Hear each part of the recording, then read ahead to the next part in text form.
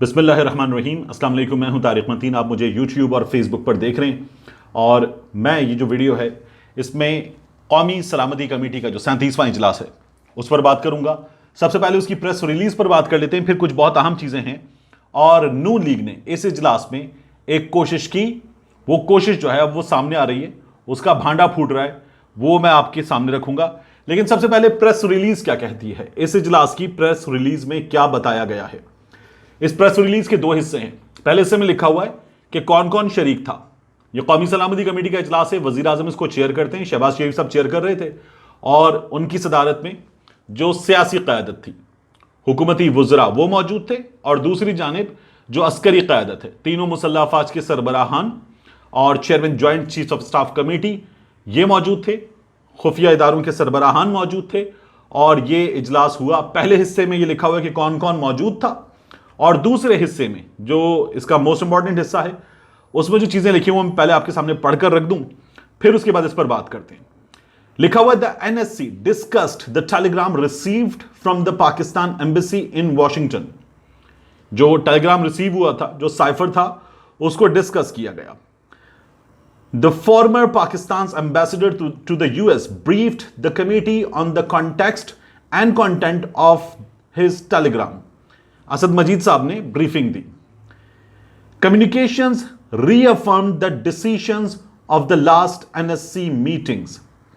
जो इस इजलास में हुआ वो ये है कि जो पिछला इजलास था, वो पिछला इजलास, उसका एलामिया, उसकी तस्दीक तौसीक की गई कि हम वही बात कर रहे हैं।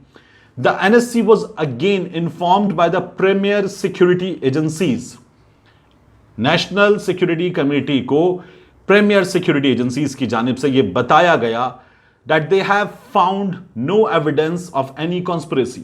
किसी साजिश का कोई सबूत नहीं मिला है। Therefore the NSC after reviewing the contents of the communication, जो बात की गई है साइफर में, उसके मुंदरजात का जायजा लेते हुए कौमी सलामती कमेटी क्या समझती है, the assessment received and conclusions presented by the security agencies concludes that there has been no foreign conspiracy। कोई साजिश नहीं हुई है, यह कंक्लूजन है।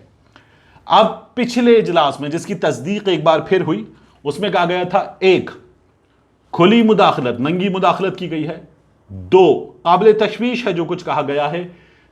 तीन, बर्दाश्त नहीं किया जाएगा। चार, डीमार्श किया जाएगा और डीमार्श कर दिया गया। अब इस मामले पर शहबाज गिल साहब ने एक ट्वीट किया है। उनका कहना है कि मुरासला शाह महमूद कुरैशी और वजीर आजम इमरान खान से छुपाया गया था। फिर शाह साहब को एक मुहिब्बे वतन अफसर ने खुफिया इत्तला दी। शाह साहब ने मुरासला हासिल किया और वजीर आजम इमरान खान तक पहुंचाया। फिर मशवरा दिया गया, अभी चुप कर जाएं, खान साहब अभी इस पर बात ना करें। बार बार कहा गया मुरासले का जिक्र ना करें। शहबाज गिल साहब ने नहीं लिखा कि ये जो अभी चुप कर जाएं का मशवरा है और मुरासले का जिक्र ना करें का मशवरा है, ये किसने किया और मुरासला छुपाया किसने। मुरासला आया था दफ्तर खारिजा में तो वहां छुपाया गया, वहां किसने छुपाया नहीं पता। और यह मशवरा किसने दिया, इस मशवरे के हवाले से कहा जाता है कि खान साहब ने मुतल्लिका हल्कों में इस साइफर के बारे में बात की थी और कहा गया था कि OIC का इजलास होने जा रहा है और अमेरिका बहुत से इस्लामी ममालिक, खासतौर पर गल्फ में इस्लामी ममालिक, उन पर बड़ा इन्फ्लुएंस रखता है। अमेरिका खराब कर देगा, हमारी OIC की मीटिंग खराब कर देगा, अभी इस पर बात ना करें। इमरान खान साहब को इस पर खामोश रहने का मशवरा दिया गया था। तो यह है वो चीज जिसे शहबाज गिल साहब एक बार फिर बता रहे हैं। शहबाज गिल साहब बावजूह इसमें नाम नहीं ले रहे हैं। अब इससे आगे आइए और इस इजलास में क्या हुआ इसकी बात कर लेते हैं। इस इजलास में एक जानिब थी अस्करी क़यादत, दूसरी जानिब थी सियासी क़यादत। सियासी क़यादत में मुस्लिम लीग नून के लोग थे जो अभी काबीना में शामिल हुए हैं और पाकिस्तान पीपल्स पार्टी के लोग थे। मैं अब आपको बताऊं, यह कहा जा रहा है कि हुकूमत की जानिब से, सियासी क़यादत की जानिब से असद मजीद पर, जिन्होंने साइफर भेजा था, दबाव डालने की कोशिश की गई, शदीद दबाव डालने की कोशिश की गई और उनको इस बात पर आमादा करने की कोशिश की गई कि वो अपना बयान बदलें और बयान दें कि जो कुछ उन्होंने भेजा है वो उसकी तस्दीक नहीं करते। जो कुछ उन्होंने भेजा उसमें इमरान खान का नाम है, वोट ऑफ नो कॉन्फिडेंस के अल्फाज हैं और यह भी कहा गया है कि पाकिस्तान को जो है वो नताइज भुगतना होंगे। अब आप देखिए, ये हैं लेफ्टिनेंट जनरल गुलाम मुस्तफ़ा साहब। लेफ्टिनेंट जनरल गुलाम मुस्तफ़ा साहब इस मामले के बारे में ट्विटर पे आके लिखते हैं, I salute you doctor Asad Majeed, nation salutes you for being an honourable person and doing the honourable thing. You have single handedly raised the stock of our diplomatic corps. आपको सैल्यूट पेश करते हैं, कौम आपको सैल्यूट पेश करती है। आप एक ईमानदार आदमी हैं और आपने हमारा वक़ार जो है वो बढ़ाया है। और हारून असलम साहब, जनरल हारून असलम साहब ये लिखते हैं, Asad Majeed Khan our ambassador to USA refuse to change his assessment on meeting with US State Department officials despite pressures. दबाव डाला गया, असद मजीद खान ने अपना स्टांस नहीं बदला। Kudos for his competence and integrity. उनकी सलाहियत को और उनकी ईमानदारी को सैल्यूट करते हैं। ये भी a good example for other bureaucrats. ये दीगर अफसरान के लिए एक अदद मिसाल हैं।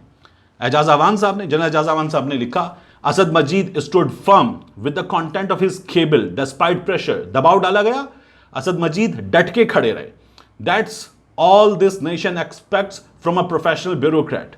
ये कौम एक प्रोफेशनल ब्यूरोक्रेट से ऐसी ही तवक्को करती है। जिना कॉल्ड देम बैकबोन। कायद आज़म मोहम्मद अली जिना ने इनको रीढ़ की हड्डी करार दिया था। वेल डन एम्बेसडर असद मजीद। और उसके बाद इन्होंने तालियों का एक निशान भी अपनी ट्वीट में बनाया हुआ है। मेजर मोहम्मद आरिफ साहब ने लिखा है, वेल डन असद मजीद, उनकी तस्वीर लगाकर। यह है वो सूरत हाल। और यह प्रेशर डाला जा रहा था मुस्लिम लीग नून के लोगों की जानिब से। मुस्लिम लीग नून के लोगों ने एक और कोशिश की कि जो मिनट्स हैं वो डीक्लासिफाई किए जाएं, पिछली कौमी सलामती कमेटी के मिनट्स डीक्लासिफाई किए जाएं। ये ज़राए बता रहे हैं वो नहीं किए गए हैं। उनमें काफ़ी कुछ है। क्यों कर रहे थे मुस्लिम लीग नून के लोग, ये भी आगे जाकर हमारे सामने आ जाएगा। इसके बाद हुकूमत एक कोशिश कर रही है। हुकूमत एक कोशिश कर रही है कि इस्तीफे जो पाकिस्तान तहरीक इंसाफ के लोगों ने दिए उन पर अब अपनी चाल चले। मैंने आपको बताया था, कासिम सूरी साहब ने कहा मैंने मंजूर करके भिजवा दिए।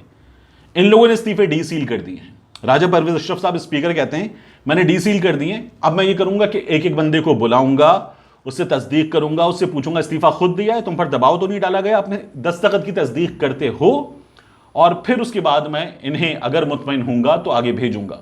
मुनहरिफीन सामने आ सकते हैं। मैंने आपसे पहले भी कहा था इस प्रोसेस के नतीजे में मुनहरिफीन सामने आ सकते हैं। ये लोग खुद भी आमादा कर सकते हैं, लोगों को खुद भी आमादा कर सकते हैं कि बैठो असेंबली में, कहां जा रहे हो, तुम्हारे हल्के में काम भी करवाएंगे, फंड्स भी देंगे, तुम रुको अभी। तो ये काम करेंगे और इस काम पे कुछ लोग आमादा हो सकते हैं। ये इनकी चाल है। दूसरी जन में काफी क्या चाल चल रही है, मोनिस इलाही साहब जो हैं वो मौजूद थे इमरान खान साहब के साथ। चौधरी परवेज इलाही साहब इमरान खान साहब के साथ खड़े हुए हैं। सालिक हुसैन साहब उन्होंने जाके हलफ उठा लिया, वजीर बन गए। और हुसैन इलाही साहब इसी खानदान के एक और चश्मो चराग, वो बनने जा रहे हैं कायदे हिज़्ब इख्तिलाफ। आप देखिए कि ये तो सरकड़ाही में है। अब इनके खानदानी इख्तिलाफात अपनी जगह, लेकिन सरकड़ाही में है।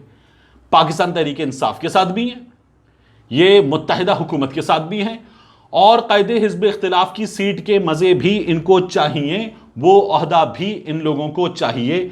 इस वक्त काफ लीग ये सियासत कर रही है और ये जो है खुल के सामने आ चुकी है। इसके अलावा एक काम और हुआ यह है कि सुप्रीम कोर्ट ऑफ पाकिस्तान ने ये जो आइन के आर्टिकल 63 पर सदारती रेफरेंस है, इसकी समाअत जो है वो मुलतवी कर दी है। अब इसकी समाअत होगी ईद के बाद।